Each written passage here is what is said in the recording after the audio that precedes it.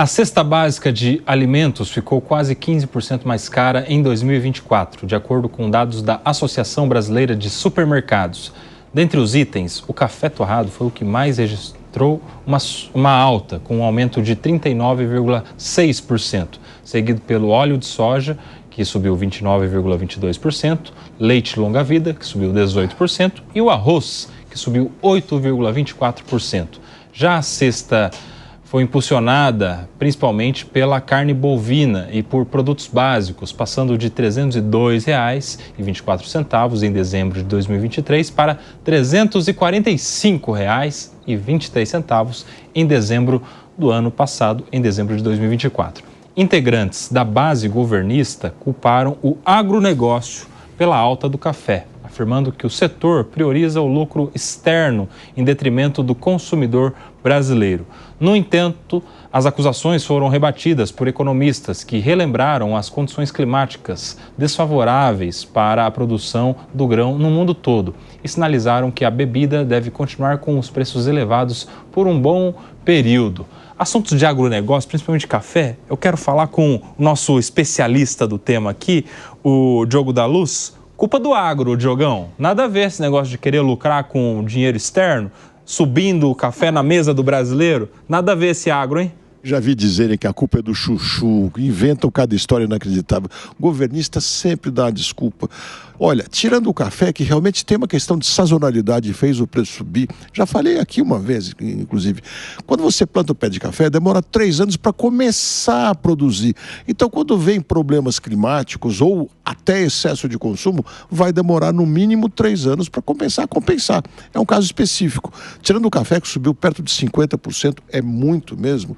O resto, os alimentos não subiram de preço. Isso é pura conversa do governo. É o real que ficou pobre. É o nosso dinheiro que perdeu valor. Porque todos os produtos subiram, uns mais, outros menos, mas todos subiram. E não é só esses produtos. Aluguel sobe, está tudo subindo por aí. Até passagem de ônibus subindo, porque é o dinheiro que perdeu o valor. Para quem ganha em dólar, para quem ganha em euro, para quem ganha em libra esterlina, vem aqui para o Brasil e fala: esse país está barato, gente, está mais barato que um ano atrás. E se comparar 2 anos atrás, mais barato ainda. Por quê? É o real que perdeu valor. E por que perdeu valor? Porque esse governo não está conseguindo dar credibilidade ao uso do dinheiro, ao gasto, aumenta a sua dívida, aumenta a emissão de dinheiro e a consequência é uma só: o dinheiro vale menos. E aí sempre vou arrumar um culpado. Eu acho perfeita a colocação do Diogo da Luz aqui. Eu até vivenciei isso. Eu voltei dos Estados Unidos nessa semana e voltei com uma amiga que mora lá. E ela está impressionada sobre o quão barato o Brasil é. Ela está encantada, ela não quer ir embora. Eu moro muito próximo ali a um café e ela vai lá toda hora. Ela fala: gente, mas como é barato tomar café aqui. Fala, você que é rica. Fala pra ela. Exato. Ela tem a paridade com uma moeda que é muito mais forte. E aqui, essa responsabilização do agronegócio, ela não é só um erro em termos de honestidade, até mesmo intelectual. Ela é um erro em termos de configuração política, que a gente estava definindo e falando mais cedo. É o agronegócio que alimenta esse Brasil, é o agronegócio que é o motor e a potência econômica dessa nação. Então, atacar o agro é atacar o Brasil. E aí quebra o lema do Brasil para os brasileiros. E muito mais do que isso, quando a gente olha para a situação de aumento em todos os pontos, aluguel está corretíssimo. Laranja, qual que foi a solução dada por um ministro sobre o aumento da laranja? O Brasil é a maior potência do mundo na produção de laranja. 75% do mercado global é nosso. Qual foi a solução? É só trocar de fruta, mas todas as frutas aumentaram. Então nem essa solução se passa. Então, a realidade é muito simples. O alimento está mais barato, o poder de compra está menor, a inflação está subindo e é por isso que o juros está subindo com ela. Então, assim, o governo precisa parar de passar responsabilidade pro coleguinha, ainda que fosse o agro querendo vender para fora. Problema deles. A gente não elegeu o agronegócio, elegeu um governo, tem que tomar responsabilidade, bater a bola no peito e me dar solução. No final das contas, é isso que sai o problema. Ou senão a gente fica nesse mesmo drama que está desde o começo desse governo. Vamos culpar o agronegócio por tudo. Vamos culpar o agronegócio por cada problema dentro da situação. E não ver que eles precisam dar soluções. É lamentável essa postura. E aí, Cássio? É uma saída muito fácil, né? Achar um culpado, sim. Exato. E um culpado que não seja você mesmo, né? Isso.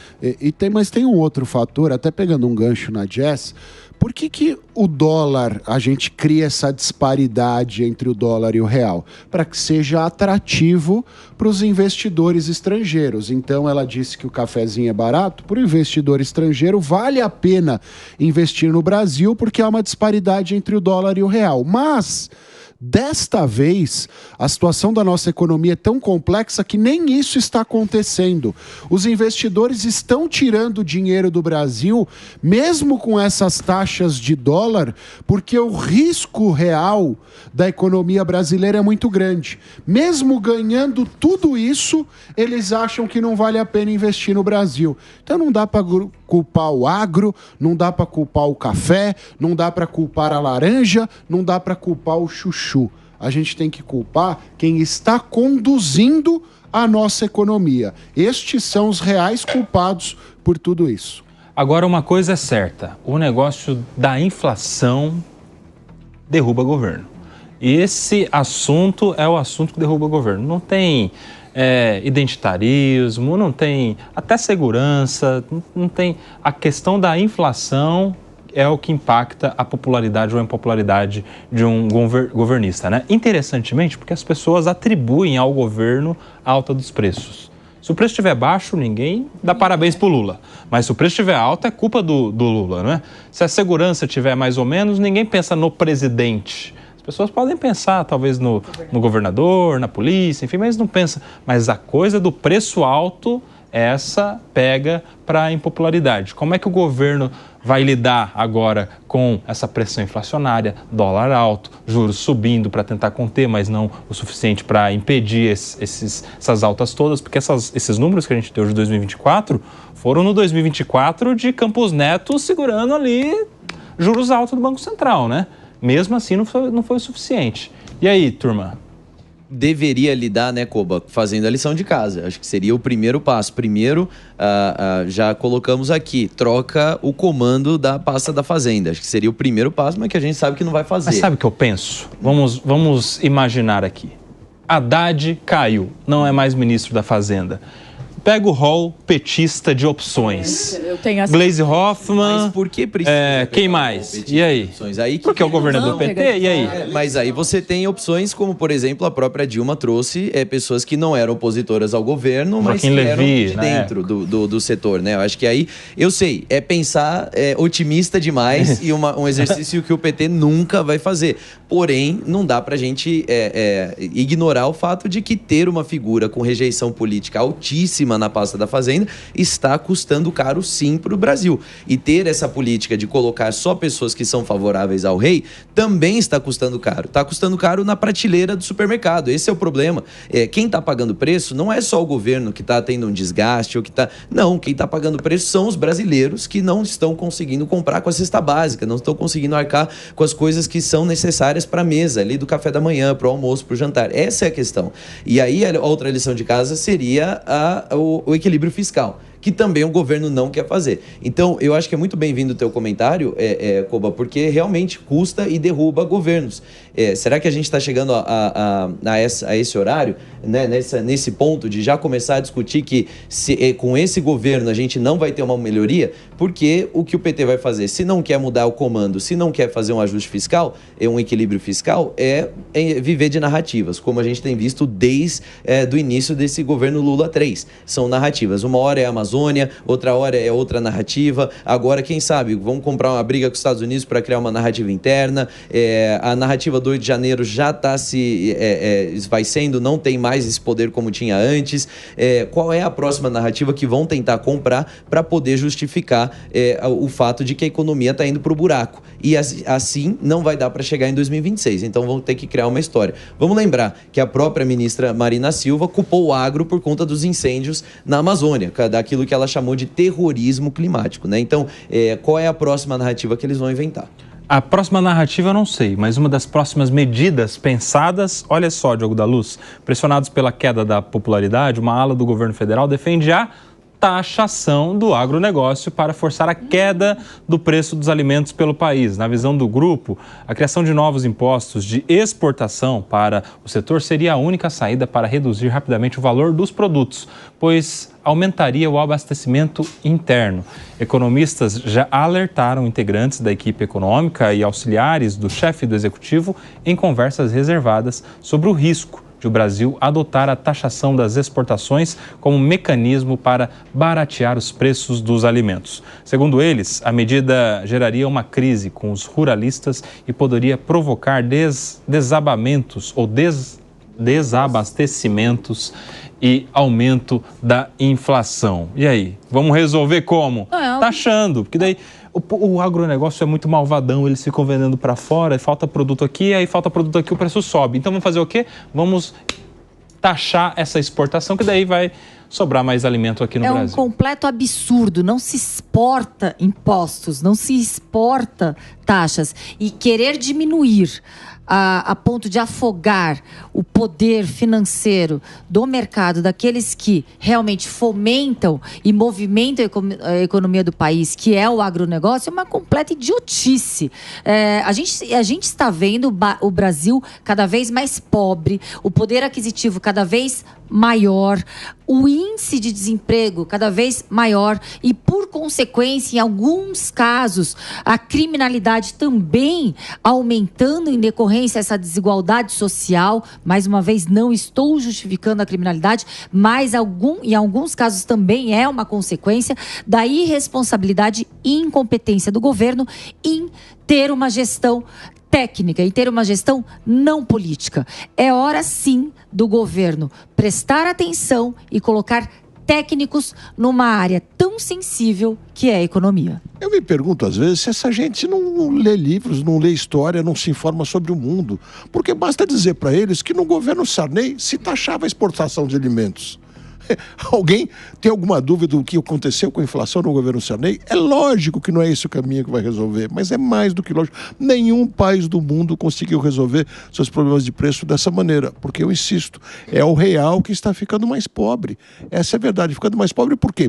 Tem um grupo de economistas minoritário que acredita numa tal teoria monetarista moderna, que é, se o governo gastar mais, depois a economia vai crescer e ao crescer tudo se resolve. Num primeiro momento vem essa impressão, só que logo em seguida vem inflação, aumento da dívida e tal. É tão simples, porque se desse certo essa tal de teoria, a gente faria isso em casa também. Eu vou fazer dívida que eu fico rico. Exato, vou pegar um cartão de crédito, vou gastar bastante, porque daí vai girar a economia e tudo vai se resolver. É a maior ilusão do mundo. O problema está no real empobrecendo, porque o governo gasta demais, achando que vai resolver o problema. Eu não sei se eu tenho mais saudades do Temer ou do FHC, viu?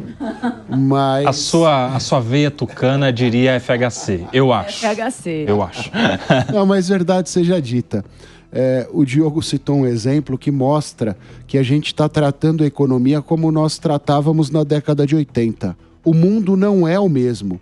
As circunstâncias relacionadas à globalização não são as mesmas. Mas parece que a gente enfrenta o mesmo problema, os mesmos problemas. Taxando exportação, nós não estamos preocupados com o superávit fiscal e com o déficit fiscal, que são uma das grandes razões que o mundo todo olha para a gente com desconfiança. Então a gente não faz o básico imaginando que ideias mirabolantes vão resolver os problemas, repito, básicos. Bastaria nós fazermos, pensando no agro e na questão da cesta básica, o arroz com feijão, que a nossa economia já estaria no prumo, porque nós somos um país sólido, mas estão forçando e forçando muito para acabar com essa solidez. Eu vou até além, porque o que me assusta nessa possibilidade, nessa proposta, é o grau de ausência de habilidade cognitiva básica de quem a sugere. Porque vamos pegar um exemplo muito simples. O Donald Trump está achando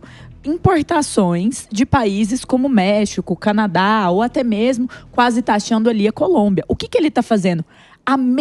Ele está querendo criar um dano para aqueles países. O que a sugestão aqui do governo quer fazer?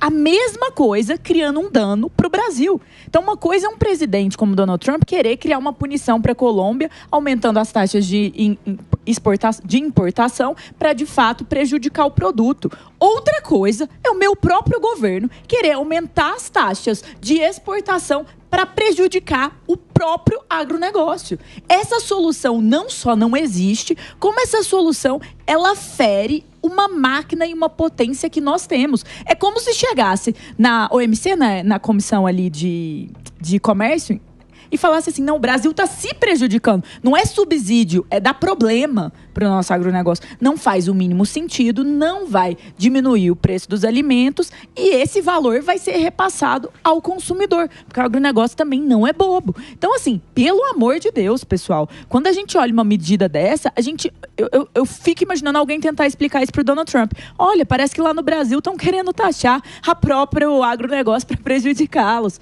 Pelo amor de Deus, não dá. É Brasil para os brasileiros. E olha, não tem jeito mais fácil de fazer o dólar bater os R$7, se não 8 até. Taxa em 10% os produtos de exportação, os produtos da cesta básica, que em uma semana o dólar passa de R$7. Eu concordo.